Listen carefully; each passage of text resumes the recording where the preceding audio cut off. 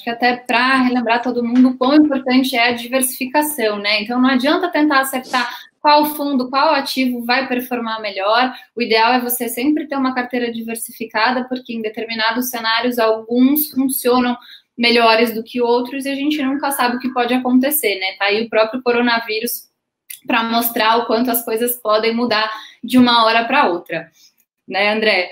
Eu achei super legal isso, para lembrar que dentro de fundos imobiliários não adianta você ter tudo em um fundo só, é muito importante você trabalhar essa diversificação também na estratégia de fundos imobiliários. Seria legal a gente comentar um pouquinho, né, sobre como o cenário macro impacta cada tipo de fundo. Acho que você já comentou um pouco da parte de juros, né, principalmente para os fundos de crédito. No caso do fundo de fundos, né, existe alguma mobilização por parte de vocês, né, como gestores, escolhendo os fundos, dado o cenário, né, estão falando um pouquinho do que está acontecendo, né, vocês pensam em fazer alguma mudança por conta disso? Não, é um fundo que já está bem diversificado e vocês ficam mais tranquilos, né, como que então o cenário macro impacta os fundos de fundos? Legal, boa pergunta. É basicamente o seguinte, a gente teve até a sorte de fazer essa captação recente, né? Basicamente, como eu comentei, a nossa captação foi em janeiro.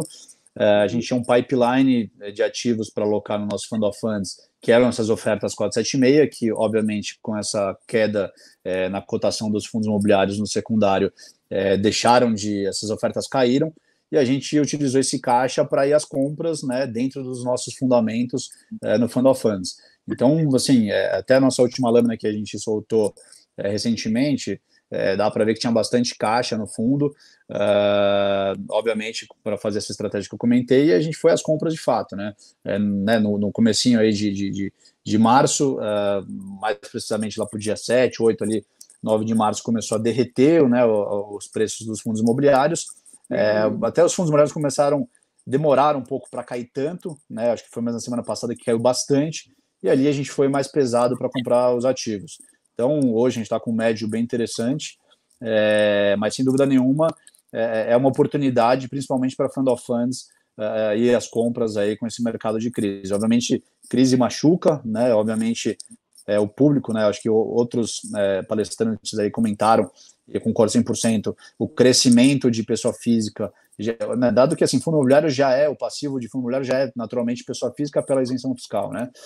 E teve um crescimento muito grande com essa redução de taxa de juros dos últimos anos, e isso traz, né, tem um lado positivo e um lado negativo. O lado negativo é que né, o secundário caiu muito o valor das cotas do secundário, muito em função né, acho que as pessoas físicas acabaram panicando com a crise. A crise, de novo, é sempre dramática, enfim, cenário de recessão é cenário real e tudo mais, é muito ruim para o país como um todo. Pessoas que dependem naturalmente dessa renda também é muito ruim, mas mesmo assim não é motivo, se você realmente não tem uma pressão de geração de caixa, sair vendendo no secundário no patamar que a turma acabou vendendo. Então, meu ponto aqui é o seguinte, porque eu estou falando isso, eu acho que o fundo imobiliário acabou sofrendo um pouco mais do que deveria, aliás, muito mais do que deveria, muito em função do tipo de investidor que é pessoa física, age muito na emoção e pouco aí na razão, né?